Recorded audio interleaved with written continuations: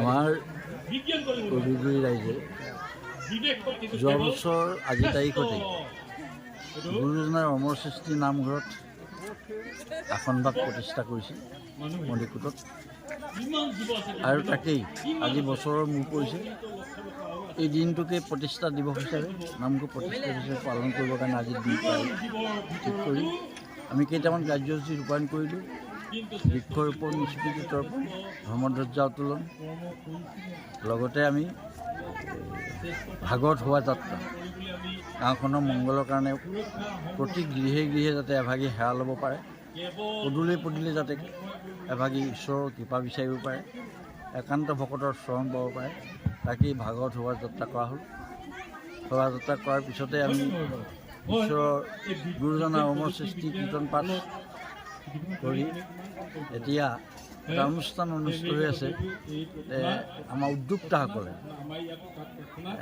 নামঘৰ আৰু মণিকূট ইয়াৰ ওপৰত গুৰুত্ব দি এটা আলোচ্য বিষয় হিচাপে লৈ আলোচনাত এজন বক্তাই বক্তব্য ৰাখি আছে, আৰু 2-3জন বক্তা আছে। আমাৰ কুকুৰা হাইস্কুলৰ হায়াৰ ছেকেণ্ডেৰী প্ৰাক্তন অধ্যক্ষও আমাৰ মাজত সন্মানীয় উপেন গগৈ ডাঙৰীয়া আছে, তেওঁ বক্তব্য ৰাখিব। অৱশ্যে তেওঁ আধ্যাত্মিক ক্ষেত্ৰত যথেষ্টখিনি কেঁচা হৈ আছে। আজি 7-8 মাহে তেওঁ ৰিটায়াৰ হৈ অৱসৰ লৈ তাত প্ৰৱেশ কৰিছে। তথাপিতো তেওঁ এই 7-8 মাহতে কি জ্ঞান পাইছে, কেনেকৈ গুৰুজনাৰ অমৰ সৃষ্টি নামঘৰ কি, মণিকূট কি, ইয়াৰ তাৎপৰ্য আৰু গুৰুত্ব, লগতে ভাগৱত, শ্ৰীমদ ভাগৱত শাস্ত্ৰখন কি, ভাগৱত শাস্ত্ৰখনৰ লগত গুণমালাৰ কি সম্পৰ্ক আছে, এই বিষয়ে বিতং আলোচনা হ'ব। ইতিমধ্যে আলোচনা আগবাঢ়ি গৈ আছে। যুৱ প্ৰজন্মৰ উশৃংখলতা এই বিষয়টো, গোটেই বিষয়টো সেইকাৰণে আমাৰ প্ৰয়োজন। বিষয়টো সেইকাৰণে আমাৰ ভৱিষ্যত যিবিলাক প্ৰজন্ম আছে, যুৱ প্ৰজন্ম আছে, তেওঁলোকৰ উশৃংখলাটো ভংগ কৰিবৰ কাৰণে, শৃংখলাবদ্ধ কৰিবৰ কাৰণে শাস্ত্ৰই অৰ্থাৎ গুৰুজনাই যিখিনি দীক্ষা দৰ্শন দি থৈ গ'ল, সেইখিনি আমি নেমানি, নুচুই, নেচাই যি উশৃংখল সৃষ্টি হৈছে, সেইটো কেনেকৈ শৃংখলাবদ্ধ কৰিব পৰা যায়, এই কৰ্মভাগী মাধ্যমেদি তাকে আমি প্ৰকাশ কৰাৰ চেষ্টা কৰা হৈছে। নমস্কাৰ।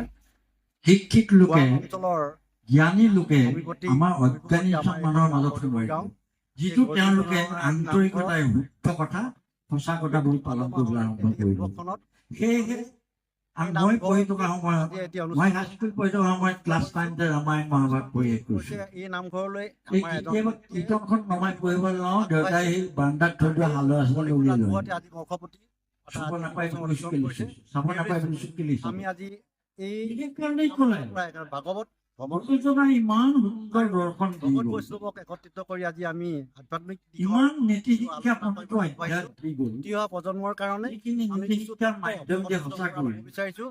আমাৰ বিষয়বস্তু আজি আছে নামঘৰ, মণিকূট আৰু গুণমালা। আমাৰ চোৱাৰ আৰু জ্ঞান উঠি অহা প্ৰজন্মৰ মাজত আমি আগবঢ়াব বিচাৰিছো।